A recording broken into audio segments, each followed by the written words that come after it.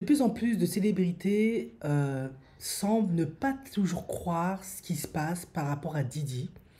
Comme je vous l'ai dit, Didi met en place une stratégie et c'est tout à fait normal, il doit défendre sa cause, hein. C'est comme ça. Essayant d'une certaine manière de faire comprendre que dans ces soirées freak-off, il ne se passait rien qui n'était pas consentant de la part des adultes qui étaient invités et que c'était bon enfant. Et honnêtement, moi, je n'y étais pas. Donc, je ne peux pas juger si c'était le cas ou pas.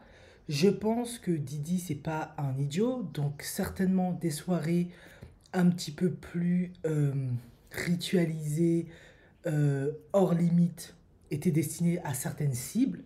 Et d'autres où c'était bon enfant, où on se lâchait tout simplement, devaient être réservées à d'autres, je pense.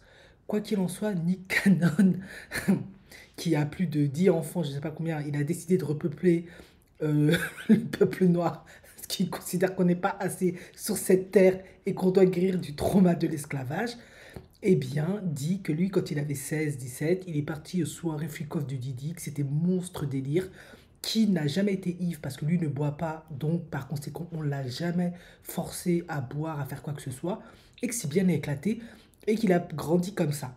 Pour moi, je te crois. En tout cas, je suis convaincu que les soirées freak-off de Didi ont été un réel rite initiatique pour le jeune homme qu'il était. Et que c'est ce qui fait qu'aujourd'hui, il est en train de repeupler le peuple noir avec 1 million de baby mama. En tout cas, lui, il est content, il a kiffé et il incite les gens à parler librement de ces soirées freak-off. Il ne comprend pas pourquoi les gens se cachent. Honnêtement, il dit, si vous avez rien à vous reprocher, ben, vous pouvez parler de ces soirées-là. Et il y a aussi un autre jeune homme, un Whitey pour le coup, qui vient en soutien d'une certaine manière à Didi, Jeff FM, un YouTuber, je crois, qui fait des podcasts. Il dit que lui aussi, il est parti au soirée freak-off, que c'était bien, qu'il était impressionné, que c'était sur 8 étages, etc. Il dit que lui, il a bu pour le coup, il était ivre. Ouais, qu'il était peut-être dans un peu des délires machin, mais de ce que je comprends, c'était pas ce qu'on raconte. Lui, c'est pas ce qu'il a vu, où les gens étaient drogués malgré leur insu, etc., etc. Donc visiblement, il y a peut-être de plus en plus de personnes qui vont venir en soutien à Didi, peut-être pas par rapport à ce qu'il a fait à Cassie, parce que de toute évidence, les preuves sont claires. Ce qu'il a fait à Cassie, on a vu, moi j'ai vu, j'ai été littéralement trop... Jusqu'aujourd'hui, je suis traumatisé, c'est comme si c'est moi qui l'avais tapé.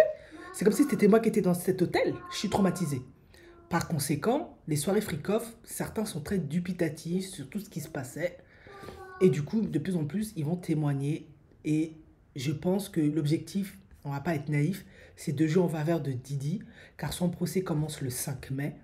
Et ils espèrent par là peut-être lui éviter moins que ce qu'il encourt déjà. Voilà.